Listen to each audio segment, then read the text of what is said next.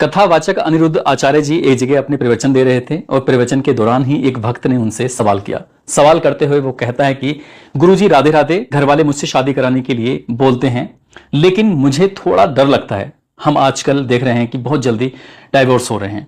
जैसे ही ये सवाल सुना जाता है उसके बाद कथावाचक अनिरुद्ध आचार्य जी कहते हैं कि इसका एक ही समाधान है, लड़की 14 साल की होगी और 14 साल की लड़की आपके घर दुल्हन बन के आएगी तो उस समय वो बच्ची होगी। समझ रहे हो ना? लोग फिर जल्दी शादियां करना शुरू कर देंगे क्योंकि अब लड़कियां लाते हैं 25 साल की। क्योंकि अब लड़कियां लाते हैं 25 साल की। अब 25 साल की लड़की 4 जगह वो मुंह मार चुकी होती है, सब नहीं पर बहुत। और वो 25 साल की जब तक आती है तो पूरी जवान होके आती है। जब जवान होके आएगी तो स्वाभाविक है कि वो अपनी जवानी कहीं ना कहीं तो वो उसकी जवानी फिसल जाएगी या जाएगी, उसकी जवानी कहीं ना कहीं फिसल जाएगी। बस ये उन्होंने बोला। उसके बाद सोशल मीडिया के अलग अलग प्लेटफॉर्म पर वो तेजी के साथ वायरल होना शुरू हो जाता है। इधर वायरल हो रहा था, एक पूर्व आर्मी ऑफिसर होती हैं जिनका नाम खुशबू पाटनी होता है। इन्होंने 30 जुलाई 2025 को इसके जवाब में एक वीडियो जारी कर दिया। कहता है कि 25 साल मतलब 25 साल से जो लड़कियां हैं, 25 साल के ऊपर वाली लड़कियां हैं, सारी नहीं, कुछ जो लिव इन में रहती हैं वो मुंह मार के आती हैं। अगर ये मेरे सामने होता ना, मैं इसको समझा देती कि मुंह मारना क्या होता है। I would have made him understand clear and these are bloody anti nationalist lot. You should never be supporting such bastards of highest order, all the नामर्ड्स ऑफ इस तरह की बातें उन्होंने बोली। जैसे ये वीडियो जारी की जाती है उसके बाद फिर बवाल हो जाता है सोशल मीडिया पर, अलग अलग प्लेटफॉर्म पर। उसके बाद फिर हालांकि कुछ टाइम के बाद ये मामला बिल्कुल पूरी तरह से शांत हो जाता है, लेकिन जिस तरह से ये वायरल हुआ था किसी ने सोचा नहीं था कि आगे क्या होगा। कुछ दिन बीत जाते हैं और कुछ दिन बीतने के बाद आखिरकार उनके घर पर एक के बाद एक कई राउंड गोलियां चलाई जाती हैं और वाकई इसके बाद फिर एक ऐलान किया जाता है कि गोलियां हमने चलाई हैं और हमें किसी से डर नहीं लगता। बस इतना था। उसके बाद फिर उत्तर प्रदेश की पुलिस हो या फिर हरियाणा की पुलिस हो, राजस्थान की पुलिस हो, दिल्ली की पुलिस हो, चारों तरफ से लग जाते हैं।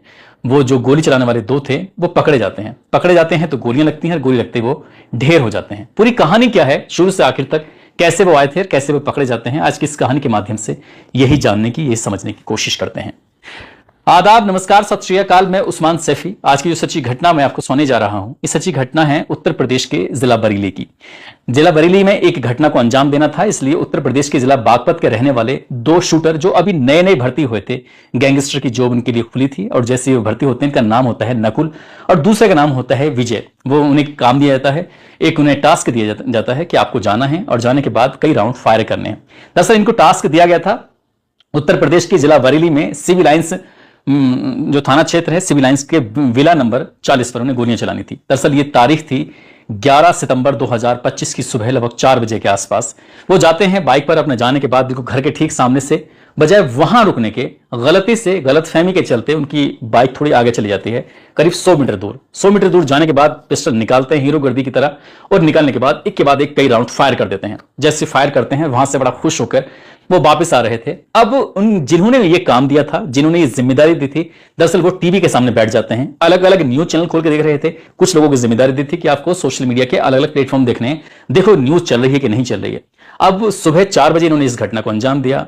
ये 11 सितंबर 2025 की बात है। दिन भर बैठे रहते हैं लेकिन कोई न्यूज ही नहीं बनती। बड़े परेशान हो जाते हैं कि ऐसा कैसे हो सकता है कि गोली तो चली थी लेकिन न्यूज क्यों नहीं बनी। अब ये पहली टीम थी जो अभी नौसिखिए थे, अभी नई नई जिम्मेदारी मिली थी, वो ठीक से इस काम को कर नहीं पाए। टीम बी का भी पहले से ही इंतजाम था और टीम बी और टीम ए दोनों आपस में मिलते हैं, पूरी कहानी बताई जाती है। हम ऐसे गए थे, हमने गोली चलाई थी, हमने ये काम किया, सारे सब कुछ सही सही बताते हैं। कहते हैं कि तुम ठीक है अपने घर जाओ, अपना काम करो, अब इस जिम्मेदारी को हम निभाते हैं। दोनों शूटर अपने जो निर्धारित समय सीमा अपने तय करते हैं और निर्धारित समय सीमा तय करने के बाद आखिरकार 12 सितंबर 2025 की सुबह 3:36 के आसपास फिल्म अभिनेत्री जिनका नाम दिशा पाटनी होता है, जो कई फिल्मों जैसे क्या MS धोनी की ऊपर जो फिल्म बनी थी उस फिल्म में भी आई थी, बागी फिल्म में भी आई थी, जो मशहूर अभिनेत्री हैं, उनके वो घर के सामने खड़े हो जाते हैं, घर के ठीक सामने खड़े हो जाते हैं।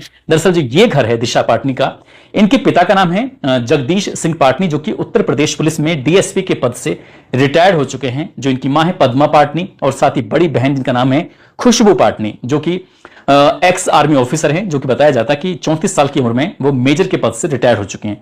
वो इस वक्त, इस दौरान जो तारीख थी 12 सितंबर 2025 सुबह लगभग 3:36 के आसपास ये अपने घर में सोई हुई थी। बाइक आती है, एक ने हेलमेट लगाया हुआ है, दूसरा बिना हेलमेट के था। बड़े एकदम ऐसे समझ लो जैसे कि बड़े जिम्मेदारी पहले से निभा चुके हैं। जो पहले आए थे नौसिखिए, उनसे कहीं ज्यादा ये होशियार हैं, ऐसा उनकी बॉडी लैंग्वेज से, ऐसा उनकी गाड़ी चलाने के अंदाज से ये साबित हो रहा था। घर के ठीक सामने खड़े होते हैं, छज्जे को निशाना बनाया जाता है, एक के बाद एक लगातार गोलियां चल रही थी, 9 राउंड गोलियां चलाई जाती हैं और वो गोलियों के निशान सारी दीवार पर इधर उधर जाकर छप जाते हैं।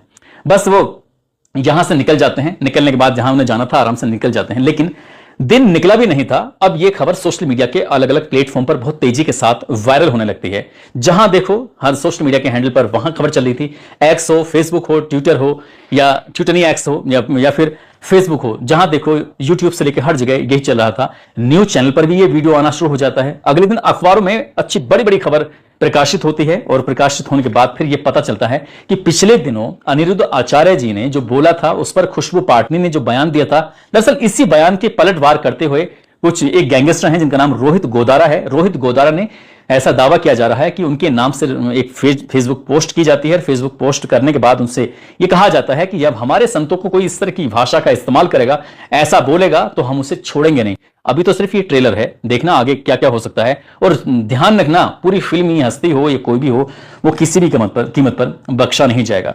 ये रोहित गोदारा, गोल्डी बराड़, जिनका नाम काफी सुना होगा गैंगस्टर की दुनिया में, लॉरेंस बिश्नोई, गैंगस्टर की दुनिया में आजकल पूरी दुनिया में एक बड़ा नाम मशहूर हो रहा है। ये इसका खास गुर्गा है इन दोनों का, जिसका नाम रोहित गोदारा होता है। अब रोहित गोदारा की इस पोस्ट पर पुलिस ने अपनी जांच पड़ताल में जुट जाती है। चारों तरफ दहशत का माहौल था। पिछले साल की बात है, सलमान खान के घर पर भी कुछ इसी तरह का, और सलमान खान के खास दोस्त होते हैं, उनको भी गोली मारकर उनकी हत्या कर दी जाती है। ये इन्हीं गैंगस्टरों ने फेसबुक के माध्यम से अलग अलग बार में इस तरह की जिम्मेदारी ले ली थी। अब ये जिम्मेदारी तो इन्होंने ले ली, लेकिन जब बात एसएसपी अनुराग आर्य के पास पहुंचती है, जो कि बरेली के एसएसपी होते हैं, उन्होंने एसपी सिटी और एसपी क्राइम से बातचीत की। उन्होंने कहा कि भाई इस मामले की बहुत ईमानदारी से जांच होनी चाहिए, देख लेना कोई भी किसी भी प्रकार की लापरवाही नहीं होनी चाहिए। अब क्योंकि मामला सोशल मीडिया के अलग अलग प्लेटफॉर्म पर वायरल हो रहा था, उत्तर प्रदेश की यूपी जो एसटीएफ होते हैं और साथ ही अलग अलग जो पुलिस होती, क्राइम ब्रांच, सभी जो पुलिस होती हैं वो जांच पड़ताल में जुट जाती हैं।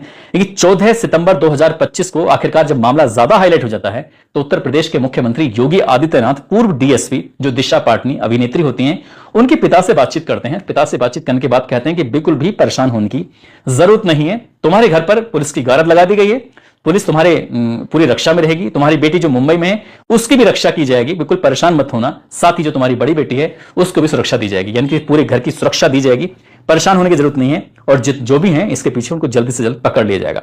अब इसके बाद मेरठ, नोएडा, लखनऊ, बरेली, ये तो पुलिस लगी हुई थी इन जिलों की, साथ ही दिल्ली की पुलिस, हरियाणा की पुलिस, राजस्थान की पुलिस, ये भी लग जाती हैं। और 48 घंटे में बरेली के आसपास जितने भी कैमरे लगे हुए थे, लगभग 2500 कैमरों को बड़ी बारीकी से देखा, खंगाला गया। पता चलता है कि एक बाइक दिखाई देती है, अपाचे बाइक, एक ने हेलमेट लगाया हुआ है, दूसरे ने नहीं लगाया हुआ है। लेकिन जब बाइक को और थोड़ा करीब से देखने की कोशिश कर रहे थे तो उस पर कोई नंबर प्लेट नहीं थी, लेकिन कुछ और आगे चलने के बाद उस पर नंबर प्लेट लग जाती है। अब नंबर प्लेट लगने के बाद उसका पूरा रूप ही बदल जाता है गाड़ी का।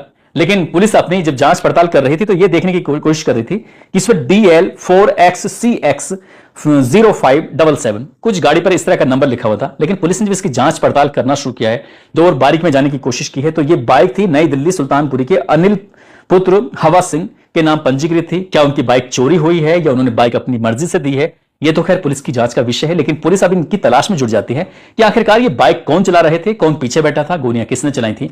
पुलिस ने जब अपनी जांच पड़ताल करना शुरू किया है तो पुलिस इन सीसीटीवी कैमरों की मदद से पहुंच जाती है रामपुर में अपना पंजाब एक होटल है। उस होटल में जब जाते हैं तो पता चलता है कि दोनों बदमाश तो ये यहीं पर रुके हुए थे। इनके चेहरे अब बिल्कुल साफ सुथरे दिखाई दे रहे थे। अब तक जो 2500 कैमरों में देखा गया था वहां पर साफ सुथरे चेहरे दिखाई नहीं दे रहे थे। अब इसमें पहला नाम निकल के आता है, हरियाणा का एक रोहतक है, रोहतक की एक कहनी गांव लगता है, वहां का रहने वाला रविंद्र उर्फ कल्लू, जो कि इसके बारे में जब जांच पड़ताल की जाती है तो 8 महीने पहले इसने लव मैरिज की थी। और साथ ही जो इसके पिता है वो बिजली का काम करते हैं, ये अपने पिता के साथ बिजली का काम करता है। लेकिन कुछ साल पहले इसने एक व्यक्ति के सर में वो तेजी के साथ रोड मार दी थी, उसके बाद उसकी हत्या कर दी थी, मर चुका था। मरने के बाद ये मामला काफी हाईलाइट रहा, पुलिस ने इसे गिरफ्तार किया, जेल भेजा। लेकिन ये बाद में ये कुछ गलत संगत में पड़ जाता है और ऐसा लगने लगता है कि जैसे क्या आजकल सोशल मीडिया पर जो शॉर्ट लाइफ है ना वो ज्यादा अपनाने की कोशिश करते हैं। गैंगस्टर की दुनिया, गैंगस्टर के जो बदमाश होते हैं वो खासकर युवाओं को इतना ज्यादा पसंद आते हैं कि उनके जैसा दिखना, उनके जैसे कपड़े पहनना, उनकी जैसी बातें करना, उनकी जैसी वीडियो बनाना, इस तरह का स्टाइल उनमें नए युवाओं में पनपने लगता है। तो ये भी कहीं ना कहीं बड़े जो गैंगस्टर हैं जो दुनिया भर में आजकल नाम कमा रहे हैं उनके संगत में आ जाते हैं, सोबत में आ जाते हैं, उनके संपर्क में आ जाते हैं। दूसरा जो था बाइक पर, उसका नाम वो भी हरियाणा के सोनीपत का मयूर विहार एक इलाका लगता है। वो डेयरी चलाता है। इसकी हालत बद से बदतर है, यानी कि बहुत ज्यादा गरीब हालत में है। 10 या 12 लाख रुपए के आसपास इसके परिवार के लोगों ने उधार लिए, फिर घर बनाया। अभी ना घर पर दरवाजे हैं ठीक से, ना खिड़कियां हैं ठीक से, ना बिजली का कोई इंतजाम है। ऐसी ही कुछ स्थिति है। डेयरी वेरी खुलवाई ताकि ये काम कर सके। ऐसा बताया जाता है कि लड़का बीमार रहता है, इसकी वजह से ये बाहर काम नहीं करता। पिता जो इसके हैं राजेंद्र हैं, जो कि गार्ड का काम करते हैं, तो इन्होंने अपने बेटे को ऐसे काम करवाने की कोशिश की, लेकिन जब पुलिस ने जांच पड़ताल की तो ये भी बाइक पर बैठा हुआ था, जो कि जो कैमरे में बिल्कुल साफ साफ हो चुका था। ऐसा पुलिस, उत्तर प्रदेश की पुलिस ये दावा कर रही थी। पुलिस ने चारों तरफ से जाल बिछाना शुरू कर दिया, इनको घेरना शुरू कर दिया, और जब पुलिस ने घेरागारी करने की कोशिश की तो 17 सितंबर 2025 को इनकी लोकेशन मिल जाती है। उत्तर प्रदेश के जिला गाजियाबाद का ट्रोनिक सिटी है, वहां पर एक C10 पुलिस चौकी है, उसके आसपास ये निकलने वाले थे। तभी पुलिस ने लगभग 400 मीटर पहले ही घेराबंदी कर ली, और घेराबंदी करने के बाद इन्हें रोकने का प्रयास किया। पुलिस ने जैसे इन्हें रोकने का प्रयास किया तो इनके पास तो जिगाना जैसी आधुनिक पिस्टल थी, जिससे क्या एक साथ कई गोलियां निकलती हैं। जिगाना एक पिस्टल और थी, तो इन्होंने बस लगातार जब गोलियां चलाना शुरू किया है तो पता चलता है कि लगभग 15 मिनट में इन्होंने 25 से 30 राउंड गोलियां चलाई थी, जिसमें 4 गोलियां पुलिस को छूते हुए निकली थी, जिससे पुलिस वाले घायल हो जाते हैं। 4 गोलियां पुलिस की जो गाड़ी थी उन पर लग जाती हैं। अब पुलिस ने जवाबी कार्रवाई में जब इन पर गोलियां चलाई हैं तो इन दोनों बदमाशों को भी गोली लग जाती है। दोनों बदमाश गंभीर रूप से घायल हो जाते हैं। नजदीकी हॉस्पिटल लेके जाते हैं, तब तक पता चलता है कि इनका राम नाम सत्य हो चुका है, यानी कि बेचारे ये मारे जा चुके हैं। बस इतना था। ये सोशल मीडिया पर ये बहुत तेजी के साथ वायरल होने लगता है कि पुलिस की जवाबी कार्रवाई में अरुण और दूसरा जो था रविंद्र, ये दोनों ढेर हो गए हैं, मारे गए हैं। बस इनका ये लिखना सोशल मीडिया पर ये लिखा जा रहा था कि इनके बारे में कि ये मारे गए, ढेर हो गए। लेकिन एक पोस्ट और वायरल होती है, एक पोस्ट और की जाती है। वो पोस्ट थी रोहित गोदारा की, फिर से की जाती है। रोहित गोदारा कहते हैं कि हमारे भाई ढेर नहीं हुए हैं, शहीद हुए हैं। भाइयों, आज ये जो एनकाउंटर हुआ है हमारे लिए जीवन की सबसे बड़ी क्षति है। हम आपको बता दें कि यह जो न्यूज चैनल वाले चला रहे हैं कि ढेर हुए हैं, ढेर नहीं हुए हैं, शहीद हुए हैं, इन भाइयों ने धर्म के लिए अपना बलिदान दे दिया है। अरे कुछ तो शर्म करो। एक मुंह से तुम सनातन सनातन चिल्लाते रहते हो, और जो सनातन के लिए लड़ाई लड़ रहे हैं उसे तुम मार रहे हो। यह इंसाफ नहीं हो सकता। सनातन की हार हुई है। जितने भी सनातन धर्म का नाम लेकर घूम रहे हैं ये सिर्फ अपनी रोटी सेक रहे हैं। यह एनकाउंटर नहीं, बल्कि सनातन की हार हुई है। हम धर्म के लिए लड़ने वालों को इस हिंदुस्तान में मार दिया जाता है। अगर तुम इतने सच्चे हो तो उठो, आवाज उठाओ, हमारे शहीद भाइयों को इंसाफ दिलाओ। सनातन धर्म की आड़ में धंधा चल रहा है। मैं पूरे देश को यह बता देना चाहता हूं कि यह सनातन धर्म की आड़ में एक धंधा चला हुआ है। सभी देशवासी इनसे सावधान रहें, और हम अगर धर्म के लिए लड़ रहे हैं तो शहीद भाइयों के लिए हम वह भी काम कर सकते हैं जिसकी कोई कल्पना नहीं कर सकता। इसमें जिसका भी हाथ है वह चाहे कितना भी पैसे वाला हो, पावर वाला हो, वक्त लग सकता है, लेकिन माफी नहीं है। अब ये सीधे सीधे उत्तर प्रदेश पुलिस को खुली चुनौती। उत्तर प्रदेश पुलिस को रोहित गोदारा के नाम से फेसबुक पर पोस्ट की गई थी, उससे धमकी दी जाती है कि अब तुम्हारा क्या होगा। यानी कि अब उत्तर प्रदेश की पुलिस इन गैंगस्टरों के खतरे में है। अब देखो, अगर उत्तर प्रदेश पुलिस को अपनी जान बचानी है तो इन गैंगस्टरों का सामना करना पड़ेगा। अब हमने रोहित गोदारा के बारे में जानने की कोशिश की तो गोल्डी बराड़, साथ ही लॉरेंस बिश्नोई, ये इनका बहुत ही खास गुर्गा बताया जाता है। रोहित गोदारा ने अपनी इसकी जो करियर की, यानी कि गैंगस्टर में करियर की जो शुरुआत की थी वो साल 2010 से की थी। ये राजस्थान प्रदेश के जिला बीकानेर का लून करमसर का गांव लगता है, कपूरीसर, वहां का रहने वाला होता है। 2010 में अपराध की दुनिया में इन्होंने कदम रखा था, और राजस्थान में इन पर लगभग 32 केस हैं, वो जैसे हत्या का, वसूली का, इस तरह से।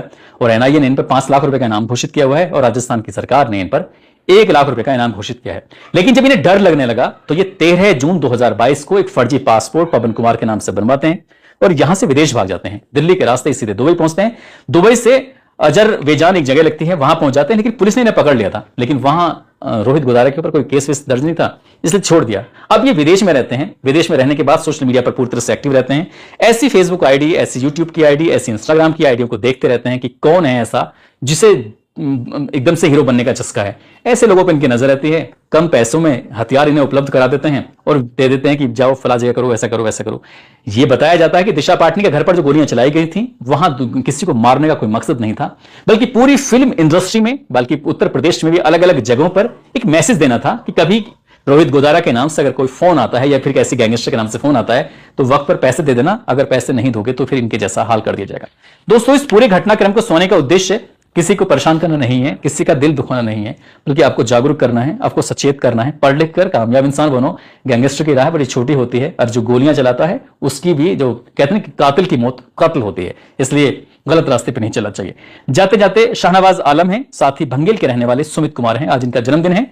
इनको जन्मदिन की ढेरों सारी शुभकामनाएं, बहुत बहुत मुबारकबाद। और कुछ लोगों ने नाम लेने की अपील की है, जिसमें सिराज खान है, दानपाल वर्मा, अलीशा राणा, महिमा कुमारी, हशमतुल्लाह अंसारी, भीम सिंह, अरशान खान, बीरू कुमार, मोहम्मद नबील, अर्चना देवी, महिमा शर्मा, माहिरा शर्मा, दुर्गेश यादव, अरिबा शेख, नवेद अहमद, मोहम्मद कुदुसु, मोहम्मद परवेज आलम, साबिर मलिक, कृष्णा गौड़, नीतू मिश्रा, चंद्रेश्वर ठाकुर, गुरविंदर सिंह। आप सब लोग अपना ख्याल रखें, सुरक्षित रहें। जय हिंद, जय भारत।